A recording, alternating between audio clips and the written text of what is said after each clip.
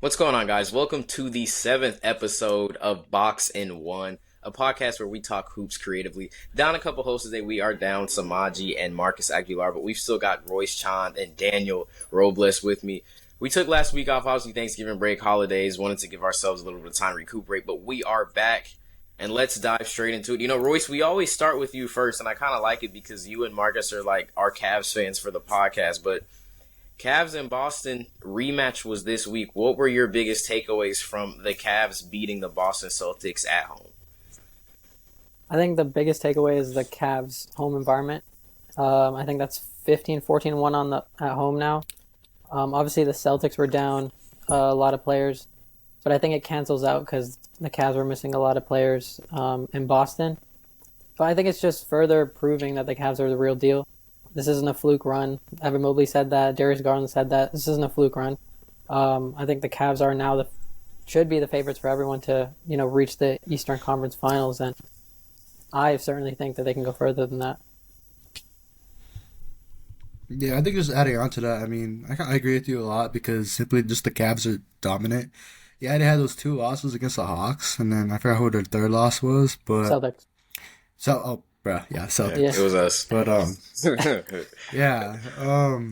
but they're 20-3. They're number one in the East, though, and that says a lot about them. They're one of the many teams that hasn't gotten 10 losses yet.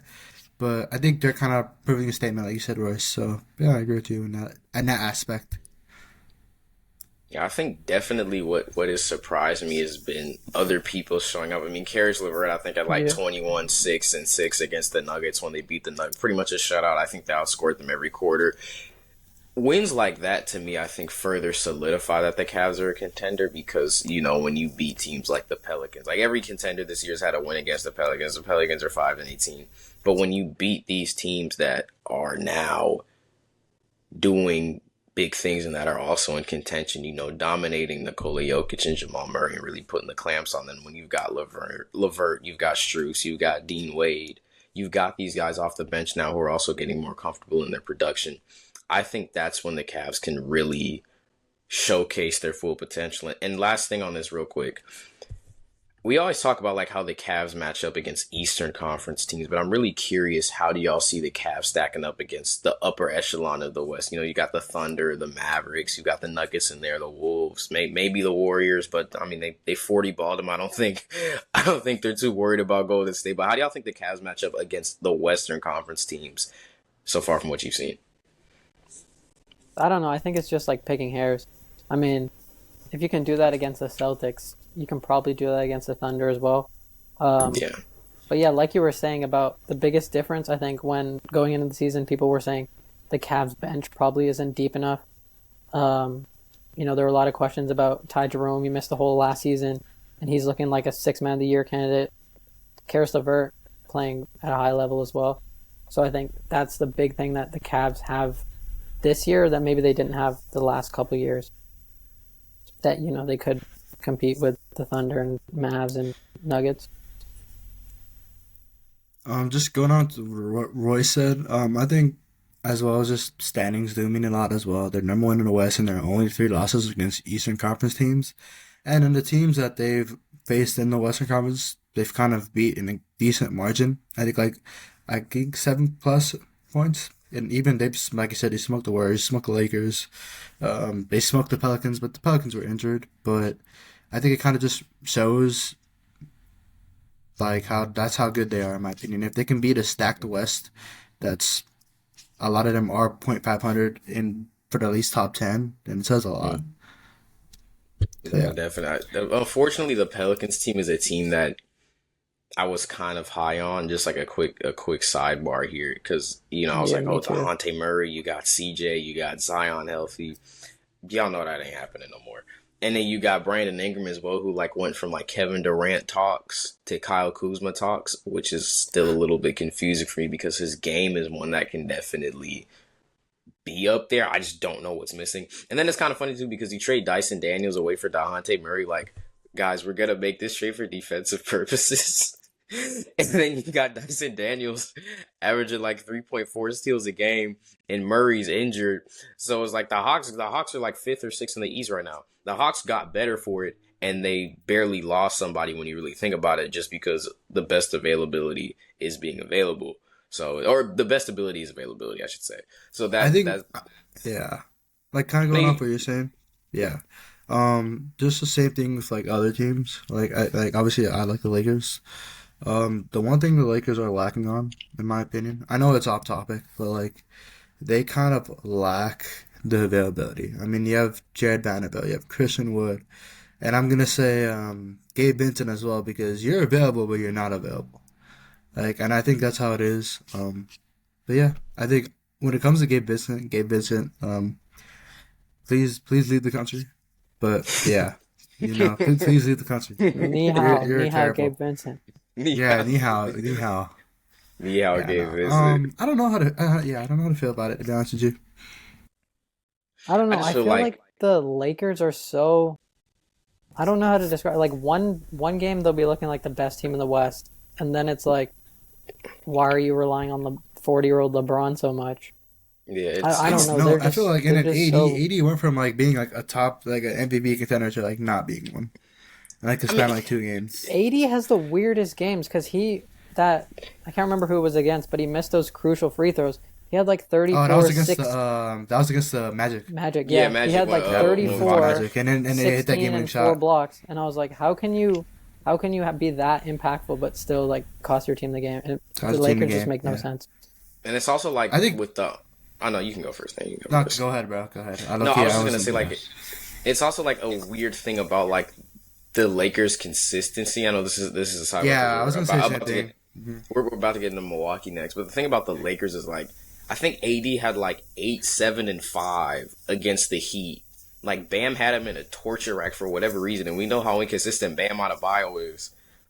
Yeah. Like Bam will give you a triple double. It'll be like 10, 10, and 10, and then you look at the shooting splits. It'll be like 8 of 26. Why are you going 8 of 26 from the paint? That's neither here nor there. The Lakers got 30 ball by Tyler Hero. I feel like that's also something that Yeah, that says something a lot. No, I agree. when Tyler Hero's 30 balling you, it's kind of like, hey man, you got to look at the season, because like you said, like sometimes like the Spurs game, like you got Dalton with like 26, you got Bron and AD with 30, or Bron can take the back step and give you like a 16-point triple double, like kind of play like Olympic Bron. But then like when it actually comes to doing that every night, they can't do it. Also, just real quick though, Austin Reeves has gotten away with dodging a lot of uncomfortable conversations we would be having about other players now. I don't know why that is, but he was supposed to be their third guy and connect already his And then snatch Connect his is their chain. third guy. Connect Yeah. his snatch And- your chain, brother. I don't know. I feel like the teams is very inconsistent, and that's gonna lead them to not being in their. Here's the thing: the Lakers have, ever since the play-in tournament was enabled, they haven't been outside of the play-in tournament. They've been in the play-in tournament every year since. So that kind of says a lot. LeBron even said it was a dumb idea, and ever since then we haven't gone out. And then he said, "Oh, it's a good idea." Like, yeah, it's a great idea, but like, Yeah, bro. we want to be out of it. everyone would Like, say we that. want to. Yeah, we want to be like a 6th seed comfortably. I'm saying 6th seed because that's the lowest seed you can get outside of the play-in tournament. Yeah. And I don't think we're gonna go any higher, to be honest with you. I thought we were, but we're probably not. And yeah, it just gives a lot of worries because a lot of better teams, like, we got smoked by the Wolves. We lost to the Hawks. I mean, the Hawks are good. They're lucky, looking solid. But like game winner, I feel like we're also just very unlucky. We're pretty unlucky. Yeah, like I I think feel it's- like No, go ahead. no, you can go, Race. It's fine. You can go. I saw it on Twitter. People were talking about maybe it's time to start, pointing fingers at JJ Redick. But then I also saw It's not his fault though. how can you say it's JJ Redick when there's been 3 years now and it's the same roster? It's clearly a roster construction. Like Yeah, they it's a got to roster move issue. on from some people. Yeah. The like 80 at center, Braun at power forward it's not working. It hasn't worked since 2021. It's like getting back with the Knicks and like expecting something else to happen. The same thing. Yeah. Yeah, I don't like people are Right, putting like though, but like when I look at the Lakers, I don't know. It's something pisses me off them. It's like your room is so messy, and you're like trying to get work done, you just can't because your room is so messy. That's how I see the Lakers. Like headed. That's Joel Embiid play, like, he's in pain. That's how it is. It's like no, I agree. Yeah. And like something is like just I so said- off about it. yeah. Like, I just hate watching. Yeah. No, yeah, I agree. It's inconsistent, and I think also like just Rob Pelinka, like he isn't making these. Because the thing about the Lakers is the Lakers are afraid of change. I think because the one thing I've always Yeah. noticed about them is that they're afraid of change. Like the only time like they realistically changed like a lot was when they finally decided, you know what, LeBron's on our team, we're gonna let LeBron. I don't think LeBron necessarily controls the front office, but I wouldn't be surprised if he does. With But GM. like, yeah, they call him the GM for a As a reason. Cavs fan, we But know anyways, about but I mean, like having like terrible rosters and or not even terrible, like young core roster, he just trades them off. That's what he did with a lot of our core players, and that kind of shows like the front office doesn't do a lot. Like, Yeah. if we let a player control it, then they're just sitting ducks. That's what the Lakers are. And I said that earlier, like a few episodes ago. Like, Yeah, you Jeannie did. Buss is not a good owner. She's carrying off her dad's legacy. Sometimes you don't have to pick up the torch of your parents' legacy, guys. Sometimes, Yeah. sometimes, what did Miles Morales say in a movie? I'm gonna do my own thing type deal. So sometimes that's what you.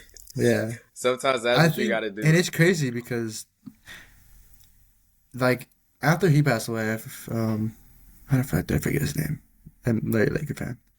Anyways, the bus father. He Mr. bro, Buss, I'm Mr. sorry, bro. Buss. I feel like a casual right now. I just forgot. I totally forgot. Okay, wait, I got you right now. It's No. I'm searching it up right now too. Bucks family. Yeah, I know who it is. Jerry Buss. Oh my gosh. Yeah. Sorry, guys. Sorry to my fellow Laker fans. Jerry Buss. When he passed away, there was kind of like a dispute between the brothers and then obviously Jeannie Buss. Originally, I think the brothers were going to take over it, but then there was a legal dispute. But who knows? Anyways. Yeah. It was a whole mess. I think that's kind of what led to the Lakers now. If I was just ownership and GM. Yeah, I'm a. You cannot tell me that Rob Pelinka and Jeannie Buss are doing something behind the covers, bro. I'm keeping it a buck with you. They have to be at that point, bro. They have to be. Like, there's something shady going on in the front office, bro. No, here's what's happening. They're putting down parlays on the Lakers' losses. I'm telling you, bro. They cashing in on some crazy. They predicting the. Yeah, they're like predicting the Lakers record like before the season starts, like, oh, over under top 5 seed, and they always like bet the under. I And the issue guarantee is, bro, the Lakers are always trade like they're always like on the trade block. Like, if that makes sense. Like, they're always like, oh, you know what? Yeah. We did good at the beginning of the year. Yeah. You know, let's go to the trade block. They go to the trade block. They make decent trades sometimes. So sometimes they just don't do any trades. Yeah. Like, and then like it works well. Like the Jared Vanderbilt, that was a great trade at the time. Look at him now. Yeah. I think the Lakers are just unlucky. Like, you can Yeah, what was Ant saying? He was like, "You've been injured for 2 years. You've been on the bench for 2 years."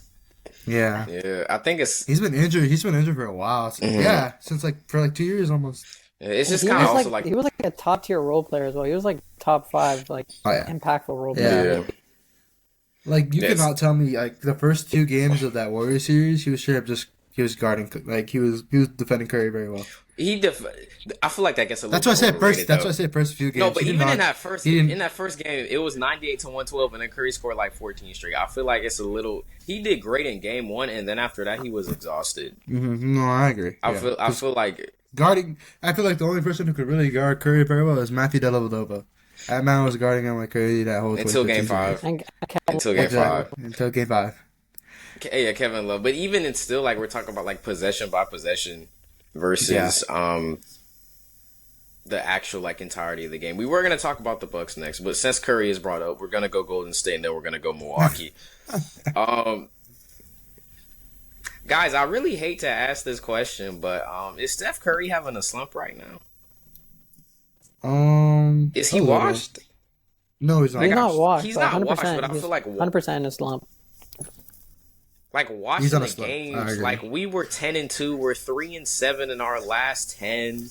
We went from the first seed, to like the 6th seed. We're losing to Anthony Edwards. which is fine. But the Timberwolves, I don't even think are a top 8 team. Let me just make sure that statement's like correct. But I mean, yeah, 23 against the Timberwolves. Yeah, but 23 for Curry is like. Yeah, Timberwolves. Oh, but look at his field goal percentage. Yikes. How many shots did he take? 17. He's 6 for 17, 3 for 9 from the three. But the thing is, 3 for 9 from three. That's not even bad. But it's like for Steph Curry. Against the Nuggets, he was 8, bro. Oh my gosh. You know what it was? The Nuggets, it was 8 for 23, and then 3-point percentage was 4 for 15. You know what it was? It was the Cavs game. That was the turning point. Cavs are ending people's seasons before they even started. Bro, we beat the Celtics after the Cavs. we beat Boston in Dallas after the Cavs. That's what I'm saying. The Lakers and Warriors are like eerily similar this year. Yeah, I think that's what I'm saying, bro. That's why Christmas, bro. I'm low-key like shaking in my boots. Like, I do not want to hear a text from Joaquin saying "Merry Christmas, bro. Steph Curry is your daddy." I'm like, okay, no, bro. No, the thing is, too, I just feel like, I mean, Samaji was right. He's not here today, but he was right. There is, I feel like, something to be looked at as the season progresses about Steph Curry's higher shot attempt games resulting in losses. That is something that definitely needs to be looked at. But more importantly, I feel like we're so inconsistent when it comes to action. I'm not sure what happened between the first 10 games or 12 games and now, because it's not even necessarily the competition. But like Denver, we were up 109-98 with 5:54 to go. We score 6 points in 6 minutes, lose. Denver wins, 119-115. So that's 21 points in 6 minutes when the quarter's already gone versus 6 points in 6 minutes. What is happening? We also have to consider, right? You could say it was a coaching thing, but still, even 10-2, we got Scott Skiles on the assistant coaching roster. That was a good pickup. I don't think Stackhouse is on the roster anymore. He was at a certain point. And then also Steve Kerr seemed to have learned from his ways from the Olympics in terms of utilizing the roster power, but then he started using 13-man rosters. Bro, if Steph is hot, you don't take Steph out. He has done this ever since we won the ring in 2022. He did it even before. The only reason he couldn't do it in 2021 is because we had nobody else. It was like we were going to put Steph Curry in, Steph Curry out, and then who was going to come in? It was going to be Jordan Poole and Eric Pascal. Bro, that's not winning you no games except the Houston Rockets game in 2019, which was a fluke, by the way, but it was a beautiful fluke. I think what Steve Kerr is trying to do is kind of similar to what I'm not comparing it to, by the way. Like, a little bit, but not too much. But what Darvin Ham did at the beginning of the season last year with LeBron, what if he's just trying to limit minutes on Curry? Which doesn't make sense. It doesn't make sense, but it makes sense. Like, on our end, like, what if he's doing that? Because Curry is getting older. He's aging. Yeah. And he is their star player. Why would you want to gas out your star player? But at the same time, I get it. Like, he is your best player. You kind of have to gas him out sometimes because he's your best player. And he's gonna produce more than other players. So I think that's what... I think, honestly, like, resting, like, league stars, like, when they're still, like, putting up great numbers like Curry and LeBron, I don't think you should do. LeBron now, because LeBron is getting older and you can see like his stats are going down. But like last year, he should have gotten lower minutes. Curry, same thing. Yeah, and it's also kind of... I agree with that, yeah. And it's also kind of funny because like Steph was saying like in the King, like last year, like, oh, we're slowing down. And then they went to the Olympics and were like the two best players on the team outside of KD, which is kind of funny. But I'm looking at this Warriors team, right? I do like what Andrew Wiggins is doing. Wiggins is not the problem. He's giving you 18 and 8. He's giving you like 42% for 3. Wiggins has found his bag again. Kuminga's slowly finding his bag. He dropped 33 on the Rockets last night. Not last night. He lost to the Timberwolves last night, but I believe it was Wednesday night. And it's kind of funny, like out of all the contenders that the Warriors like lose to, we haven't lost to the Rockets in like 1,500 days. For some reason, that's just a continual ownership in the regular season and the playoffs. I don't know what Houston did to piss Steph Curry off, but hey, keep doing it. I'm looking at this Warriors team, though. You've got Moses Moody. You've got Brandon Pajemski. You've got Jonathan Kuminga. You've even got Andrew Wiggins. You got TDJ. You've got picks. If y'all are Mike Dunleavy Jr., you have this slowly closing championship window on the Golden State Warriors as it stands. Plus, you traded away Jordan Poole. I'm not even going to talk about that. Do you... For Chris Paul. Bro, I've never looked at a Woj notification. Chris Paul. I've never looked at... Also, shout out to Woj. Feel better. prostate cancer, but praise up. Yeah, I've never looked at a Woj notification like this. It actually like threw my phone across the table. I said, "We traded Jordan Poole for who?" I was like, bro, it got to be CP and Kuzma. Like I was thinking this was a package deal, bro. People are gonna be talking about Warriors CP3 in like 10 years. Ironically, he was actually a great fit when it came to like facilitating the bench unit. He just couldn't stay healthy. But the thing is, right? If you're Mike Dunleavy Jr., do you what the Warriors are trying to do now, which is like trade for a second star? I don't know who you're gonna trade. The Bucks are good now, so Giannis not gonna leave. The best thing we could get is Zach LaVine. In all honesty, Vucevic or Zach LaVine is the best we could do with what we have. I think. My question is though, or maybe Markkanen, maybe revisit that, but I don't think the Jazz are like really gonna trade that much. My question to y'all is, do you trade it all away? Actually, I'm gonna give y'all 3 options. Do you trade it all away to maybe like get a huge splash, like imagine a Joel Embiid type deal? Do you just let these few years rock out and develop this talent and like Kuminga's the helm of the team and then you've got TDJ, you've got Moody getting... I still don't know why Moses Moody doesn't get minutes. It pisses me off. Or the third option is, do you tell Steph Curry, you've done enough for us. We're going to put you on a contender for a huge haul back for our future. What do you do? I like the third option. I mean, Curry, like, the Warriors they were a contender earlier this year, but it seems like they're kind of slumping. I think a few episodes we were talking about, like, the slumps are going to happen, and coincidentally, the Warriors and Lakers and other teams fell off a lot, while other teams who were on a slump at the beginning of the year are slowly on the rise. So I feel like if Curry goes to a different contender, I don't want to say this year or next year, but maybe in the next 3 years, if he's still like consistent, then they might end off his legacy very well by sending him to a team like, I don't know. I don't want to say T-Wolves. They're not a contender. Maybe the Knicks. And then maybe get a whole haul back. But the thing about the Knicks they're also like, I don't think they're willing to give up that many people. Curry on the Knicks would be interesting, actually. I mean, he was supposed to get drafted by them, but yeah, I don't talk about that. 15 years later. Yeah, I don't know. I mean, I feel like there's 3 teams Steph should be on. Like, you're either gonna get like Lakers, Clippers. Lakers, Clippers. Hey, just know Connect gonna be a Warrior. That's all I'm gonna say. Dalton Connect. You already Golden State. No. I'm also just curious to see. Like the haul.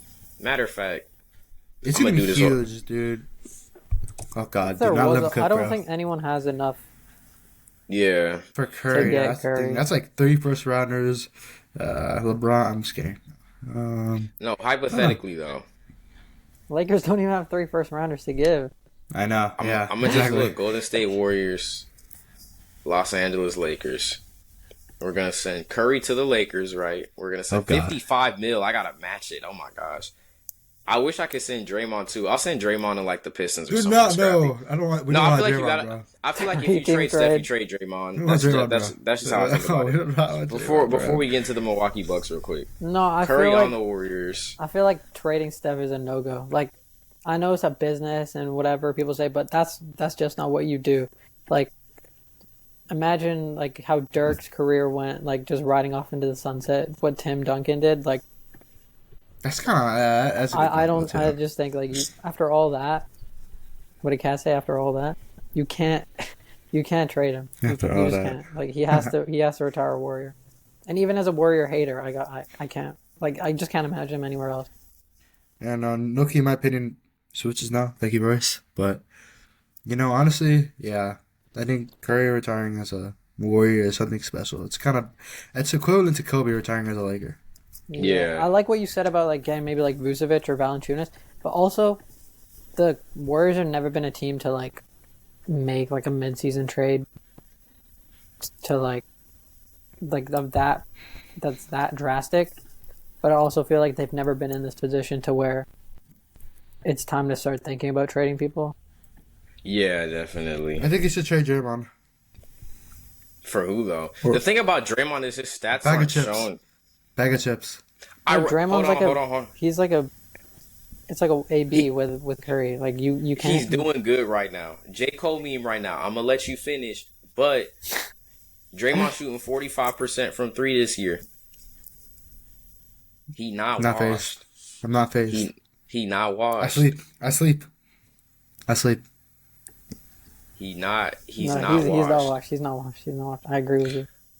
Okay, so hypothetically, a package, even though I would have to work out the second apron type deal, which is still the most confusing thing to me in NBA trades, like the hypothetical package for Steph Curry, the Lakers could offer, would be Jared Vanderbilt, D'Angelo Russell, Rui Hachimura, Dalton Connect, and Austin Reeves for 2026, 28, and 31 first round picks for Steph Curry and DeAnthony Melton. Get ready to speak Chinese, buddy. That's all I got. And those picks are gonna be like 19 to 22. Yeah, get ready to speak Chinese, Daniel. That's not. Yeah, but that's not happening. It's not. I mean, LeGM should force it.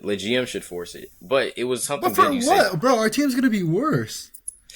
It's about box office. Imagine those tickets, bro. It's about the loss. No, I need y'all to put y'all ticket bro, caps you would on. not see me at another Laker game, bro. No, think about it, bro. And Samaji would agree with me on this. No. What does LA have going on in 2028? The Olympics. How do you pay for that economically? How do you pay for that? You're playing with coins right now, Daniel, right? That's what I'm hearing. That's money. How do you pay for that? Right? Steph Curry, LeBron office. You overcharge the community. They got billionaires, bro. They have billionaires. You overcharge the community. LA has the most billionaires in the country. They can fund like it, bro. Not the public. It's gonna be like finals ticket prices. You redo crypto. You upscale everything for Curry and Bron. You put all this money, get crazy recoup. Then you got Olympic money going on, bro. Think about it. It's an economic play. Get KD too. You know those draft boards where the Lakers like, I want everybody this offseason? Curry, KD, and Bron on the same team. Trade everybody else. Do you think the Lakers can get KD? I'm just kidding. I'm joking. Actually, now that you say it. Real quick though, I'm going to segue into our next topic. You said the Lakers GMs are a bit sleep. Let's talk about a team who woke up. Let's talk about the Milwaukee Bucks. Yes. 7-3 in their last 10. Ever since that NBA Centel tweet where it was like Doc Rivers said he's gonna try coaching now. They're 7-3 or 8-2. Let me look at that up. Yeah, 7-3 in last 10. They're now 11-11. Obviously, they lost to the Boston Celtics last night, but they're able to be competitive with teams.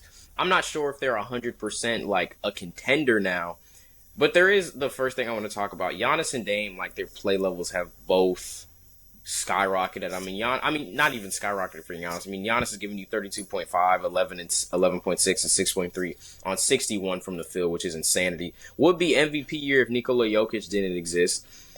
And then Damian Lillard as well. Now he's giving you 27 a game on 45% shooting. He's woken up as well. My question for y'all though is like, I think we can all agree that while those two, even though we've had these conversations about them being two great players and not a duo, which sometimes you still see like in the clutch, like Giannis. Bucks were down 1 against the Celtics, and Royce was texting me this, and then Giannis said, ball game. He put up a 3. Did you call bank? Nah, I called brick.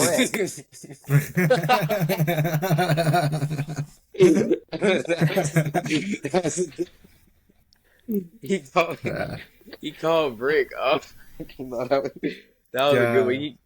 He called brick. But who else on this Bucks team needs to step up consistently in order for Milwaukee to maybe compete with the East? Like, you have Chris Middleton, but he's either hurt or Doc Rivers forgets he's there.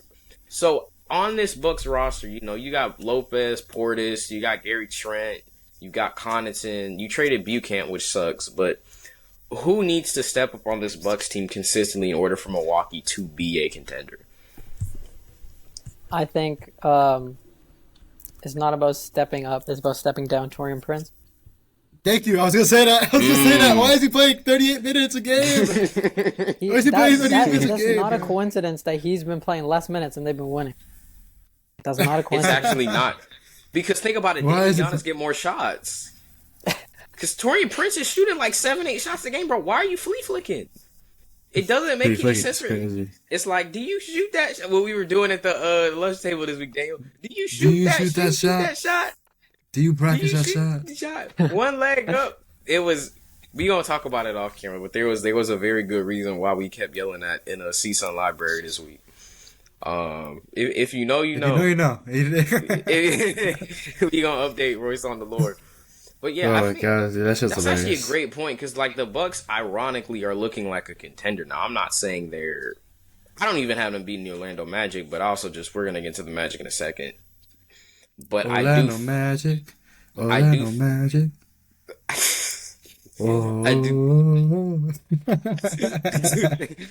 I do think that the Bucks, for what it's worth, have figured out how to play together now. I think the synergy's there, and unlike the Philadelphia 76ers, they've also stayed healthy enough to really grow and mold as a group.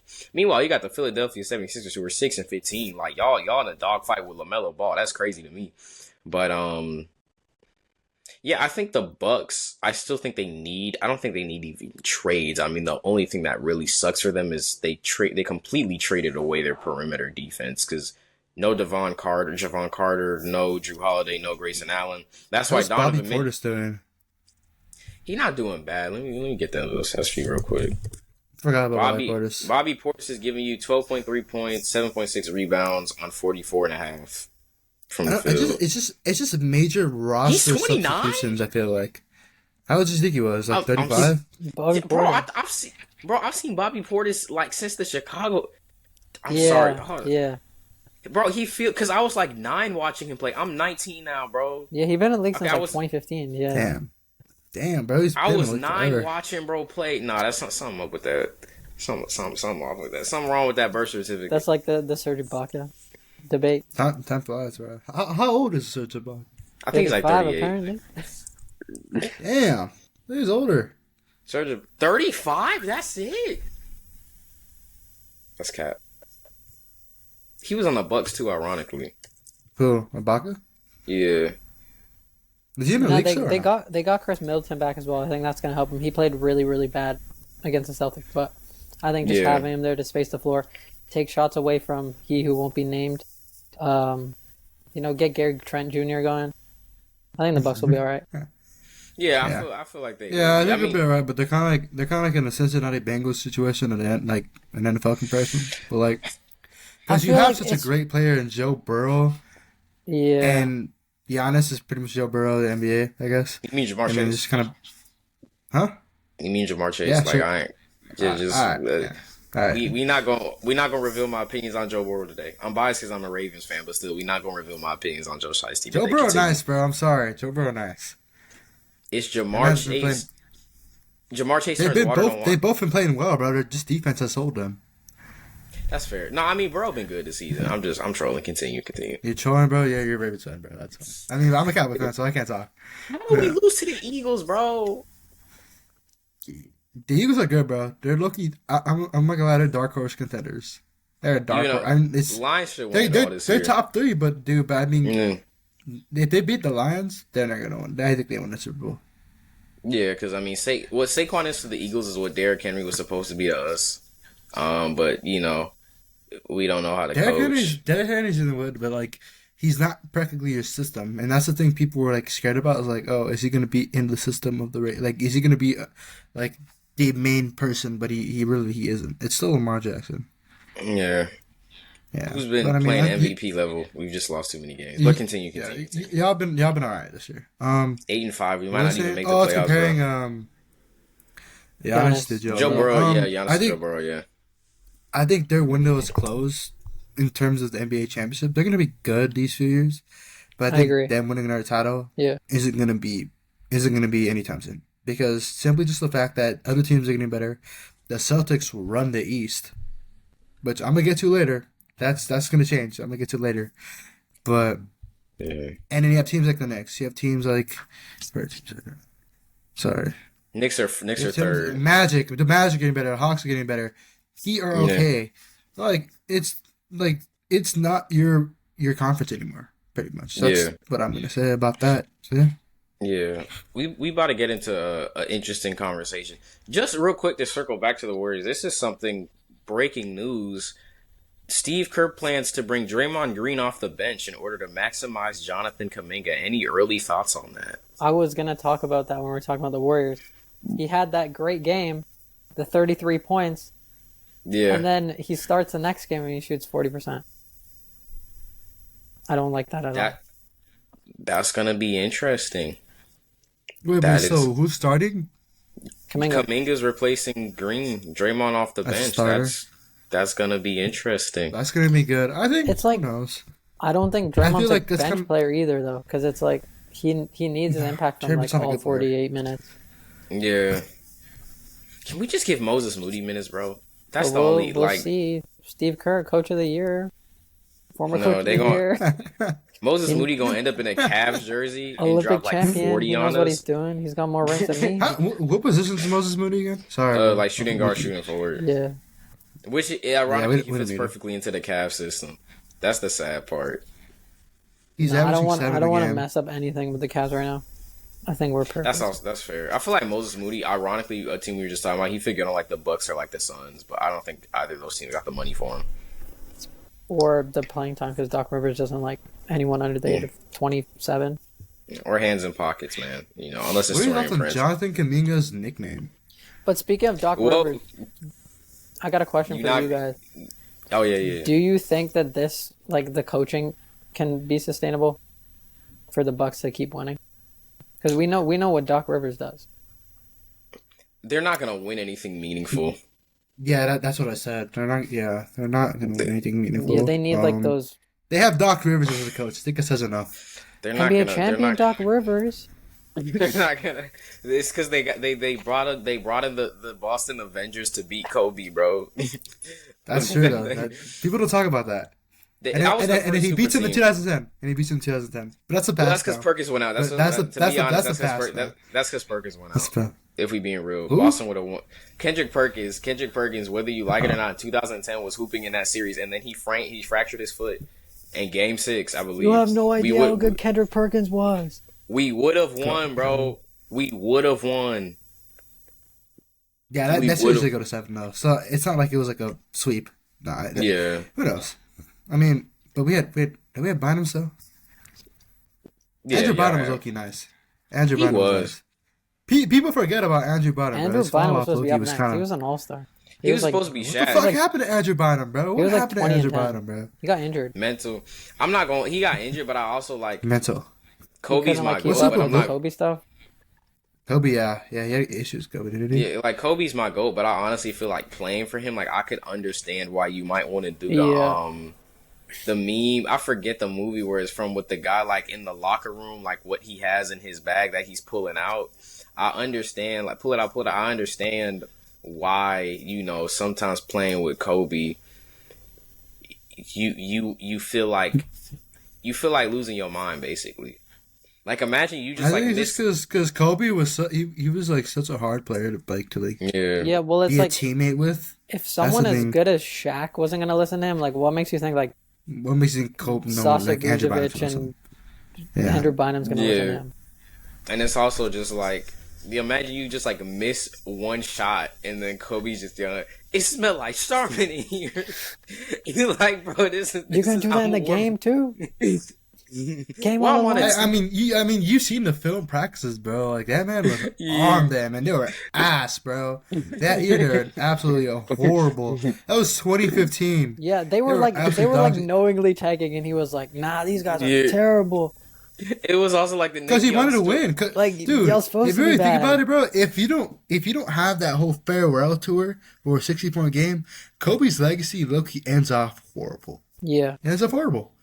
Yeah. And I'm glad they did that farewell tour. Thank you, NBA. Thank you to the NBA community for doing that. And thank you for dropping 60 points. But the Jazz needed to win that game as well to get into the playoffs. They did need to win that game. Remember that? They needed to win that game. Yeah, it's also just get the AC to make the playoffs, right? Or to make for the 8 seed. Yeah. It's interesting though because I feel like Kobe before the Achilles tear was still giving you like 27 on like 46 from the field. So he was still nice. It's just he had no help. Kobe's biggest. I'm not. Harrison Barnes.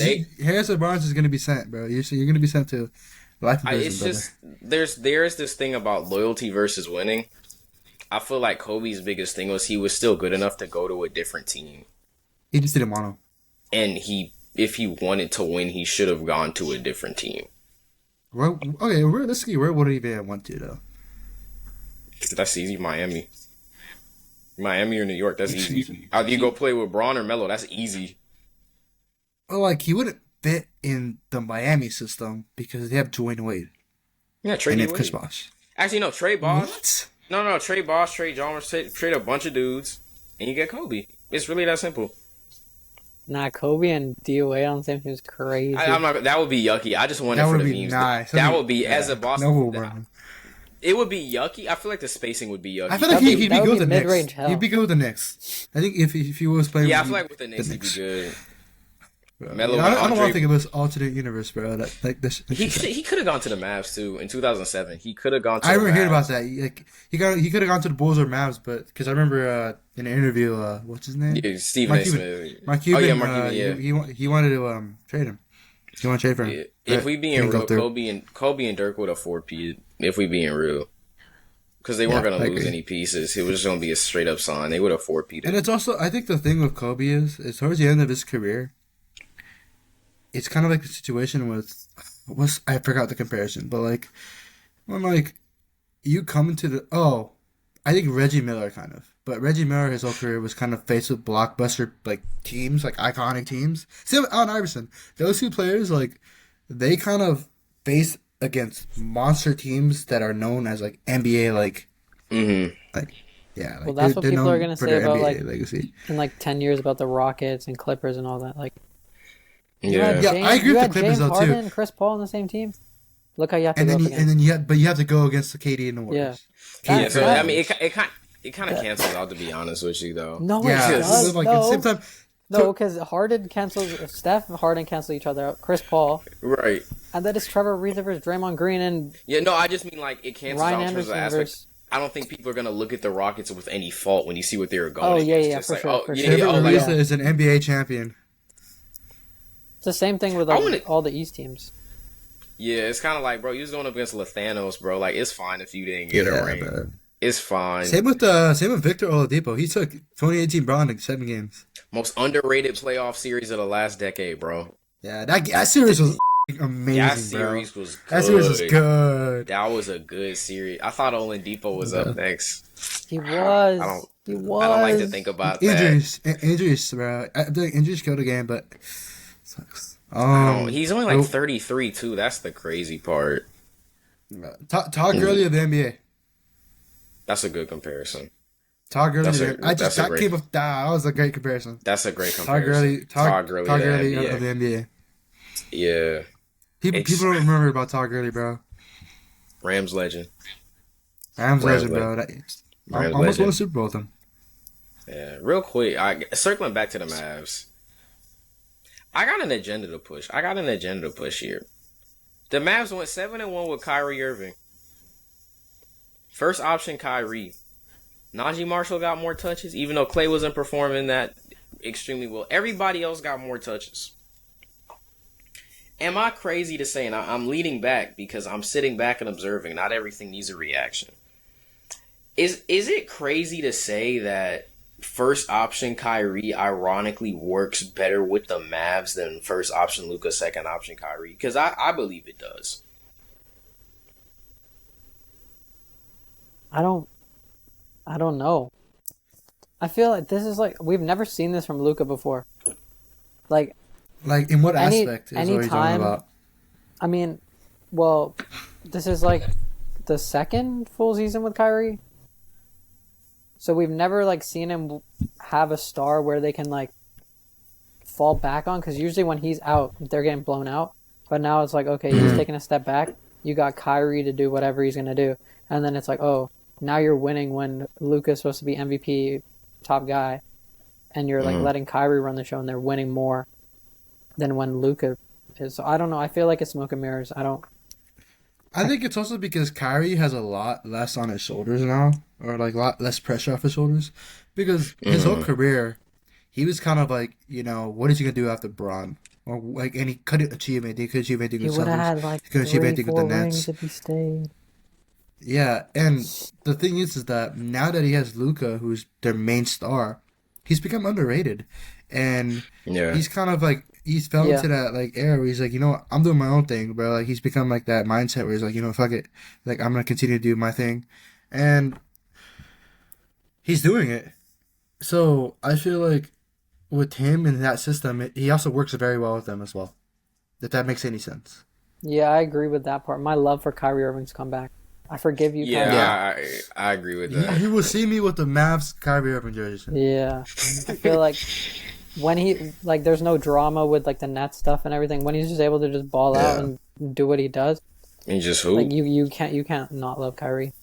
Yeah, like even and that's the thing though, is because like I said, like he doesn't have any drama he has to deal with. He doesn't have to deal with the bad GM. He doesn't have to deal with LeBron. He just has to deal with. He doesn't have to deal with. That's simple. If y'all have me back, I'll come back. We don't talk about that. We don't talk about that. We don't talk about that. I will be resigning next year. I will be resigning next year. If y'all have we don't me, talk I about will be resigning. Yeah. Yeah, I feel like he's at a place in his career now where he understands who he is more as a person, and I think that he said himself. I feel like that's translated so much on the court for sure. It was kind of fun, like that that AMP stream, like where he went on the Kai Cenat stream and just straight up turned it into a basketball game. Yeah, like they were fooling around, and they was like telling Ray how to like jab step and stuff. Yeah, he was like, "Hey man, even when playing with your friends, you're right. You want to do something serious with this?" Like, ironically, he's kind of becoming Uncle Drew in real time. Yeah, I feel like that's true though. That's true. Yeah, for sure. The unkification of Kyrie. No, I'm sorry. And the thing is, bro, the media painted it, bro. And it's funny because we're journalist majors, but the media literally painted him as a bad guy. Yeah. Yeah. The New York media, bro, they owe Kyrie an apology because the New York media made that man look like he was like the devil or something, bro. Like, and not being for real because that's a wrong dude in media, and I hope he can change that. Is there's so much negativity. Like, I don't get me wrong, like players are gonna play bad, but like we don't gotta like be it. Like we don't gotta like be on their all the time, bro. Like be like, oh, shit, like you were a bad player. Send you to China. It's funny because I just said like send you to China, but unless it's Gabe Vincent, like, he deserves it. Gabe Vincent, but like at the end of the day, like I don't mean it. Like keep up with your family, brother. But like you get what I'm saying. Like and the thing about Kyrie with like the stuff that he's like a terrible teammate, locker room cancer, and all that was all from the media. I never heard that from a player. From an NBA player. No anonymous player source came out and be like, "Oh, I hate playing with Kyrie Irving." It was all the media. I don't know why that just reminded me of the Russell Westbrook locker room vampire. The locker room vampire thing that was going around. It was so funny too. After he had that great game against the Lakers I think it was early last week. That's just a crazy thing. We're not gonna dive into that too much, but the fact that I think the Nuggets went on like a 51-17 run. 17 run. That's 51-17, and then Russ hit like the dagger 3. They was already up 20, and then he immediately like posts to Instagram like 5 minutes after the game over. He's like, "Bro, I gotta find the post." This caption was funny because like he immediately posted, "Throws the L's up for Lola, chat. Throw the L's up for Lola." She's locked in with Russell Westbrook conversations. She knows. Hold on, I gotta pull up this Instagram post because this is the funniest thing I've seen a player do this season. He posted LOL after beating the Lakers by like 30 and dropping a 27-point triple-double.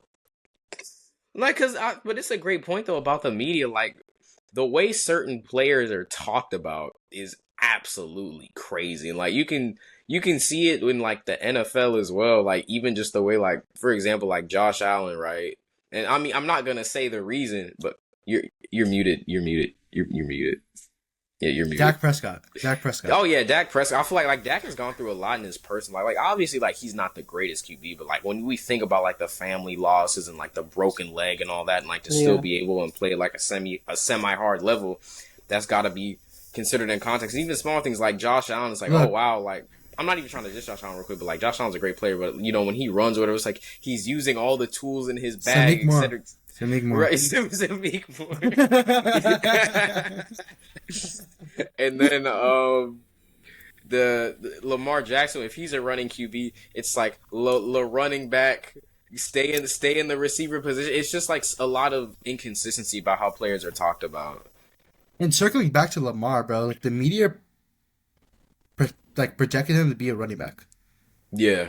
They wanted him to be a running back, and that's why he fell so hard to number 30 to the Ravens, because they thought he was going to be a running back. He thought he's not a QB caliber QB, and look at him, he has 2 MVPs.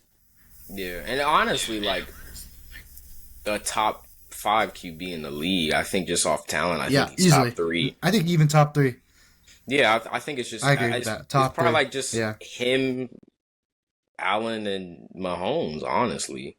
And to be honest, he playing better than Mahomes this season. And Josh Allen. It's just the record not showing it, like that Raiders game we lost. The thing is, bro, is Mahomes is same thing with media. I think the media is always gonna, cause it's just that's how it is. They're gonna see, okay, we want to talk about this. We want to talk about this. This person's playing bad. Oh, we don't care.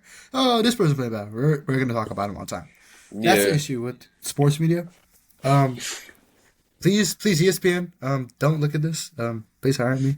No, but I mean, I think, but you get. I think they get what I'm saying.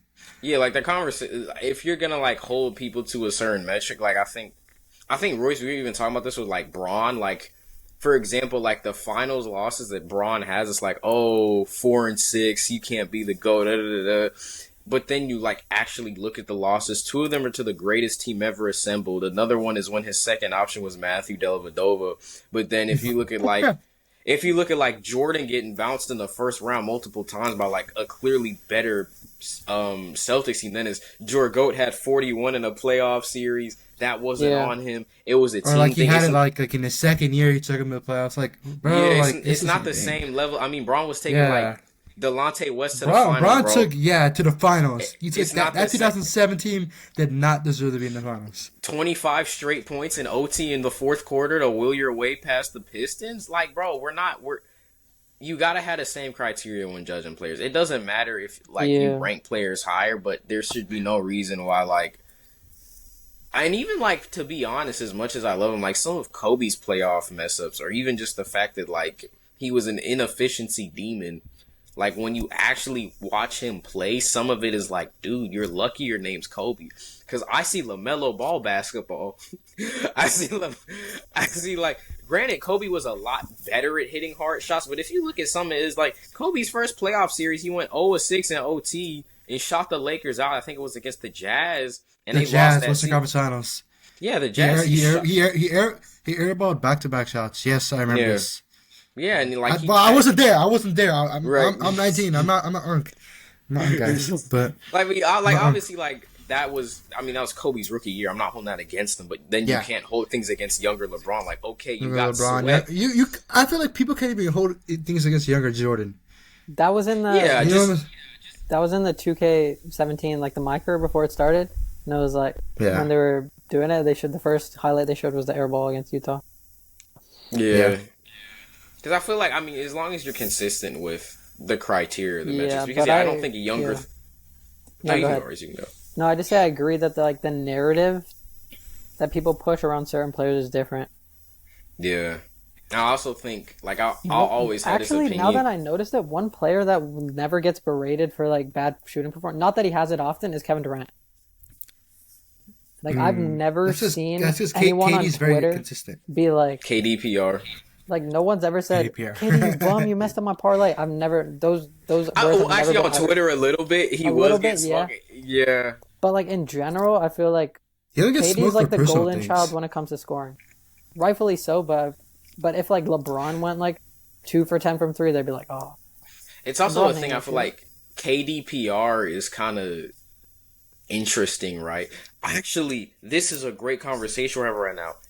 Jokic PR is going to hide the fact that he blew a 20-point lead at home against Anthony Edwards because Rudy Gobert put BTA on in the clutch. People don't talk about that. People do not talk about 20-point lead, game 7 at home. You were up 59-39 and you lose? It's been scrubbed off the internet. And the only reason it got scrubbed, to be honest, the only reason it got scrubbed off the internet is because Luka torched the Wolves. He cooked the Wolves horribly. But the Wolves still, they was up 2-0. They beat the not defending champs. No, they were the defending champs. That was the other night.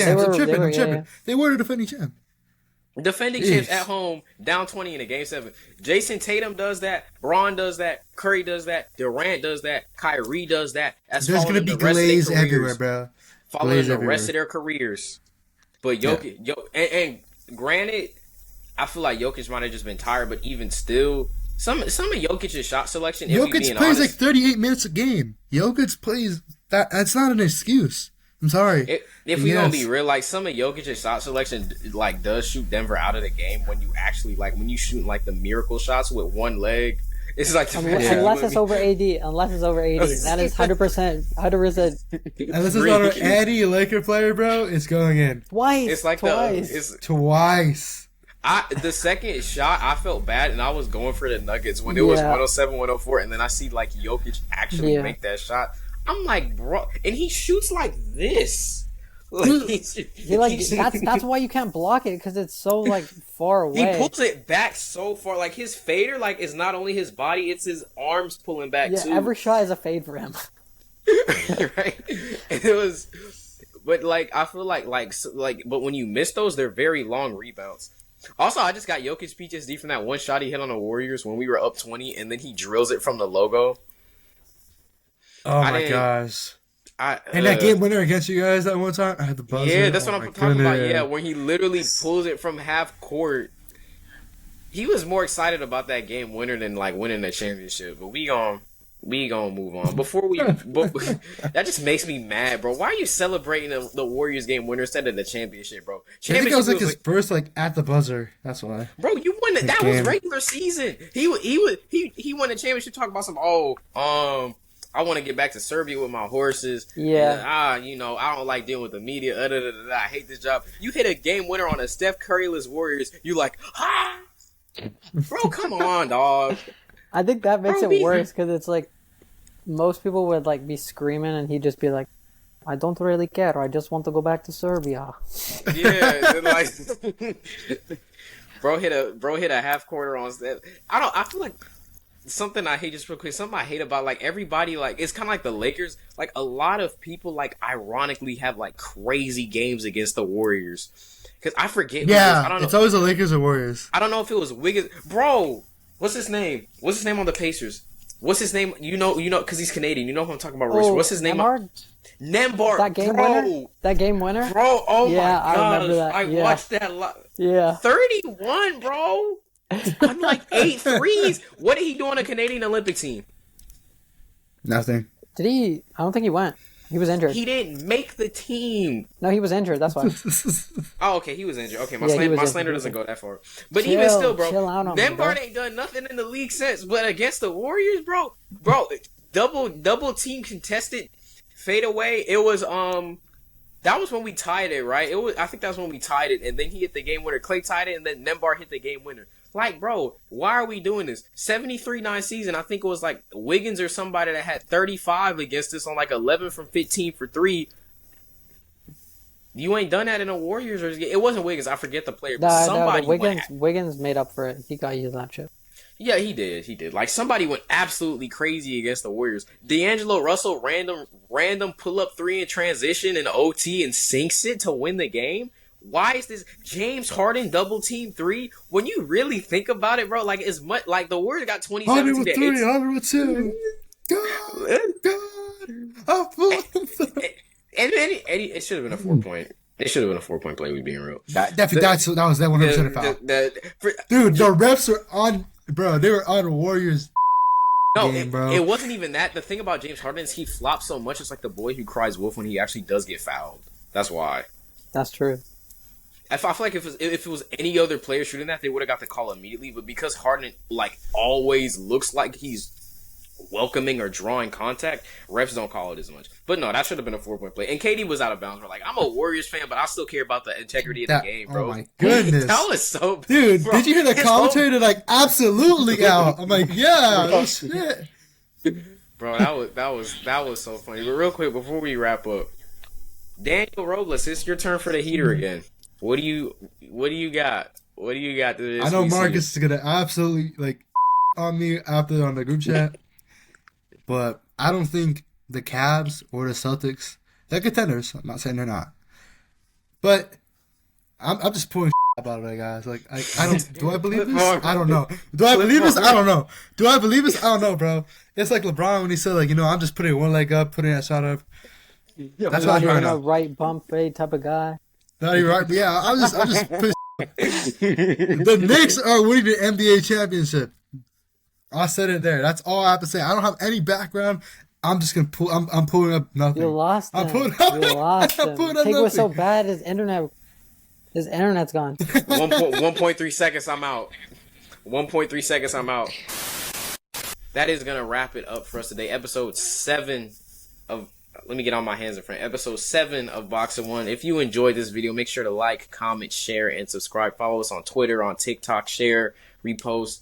All the support and love is appreciated. Like we said, episode 6 should be dropping later this afternoon at the time of this recording, December 7th on Saturday. And then this episode should be dropping either Tuesday or Wednesday. Back to the consistent schedule. We all got finals. We're all college students. So we took Thanksgiving off, uploaded last week's pre-recorded episode, and then from there, took a small little break. We got finals, but closing out the year strong, and then a lot of content for you guys over the winter. Again, as always, if you enjoyed the content, make sure to like, comment, share, and subscribe. I was with Royce Chand and Daniel Robles today. I'm Joaquin Powell, and thank you all for watching. Peace out, guys.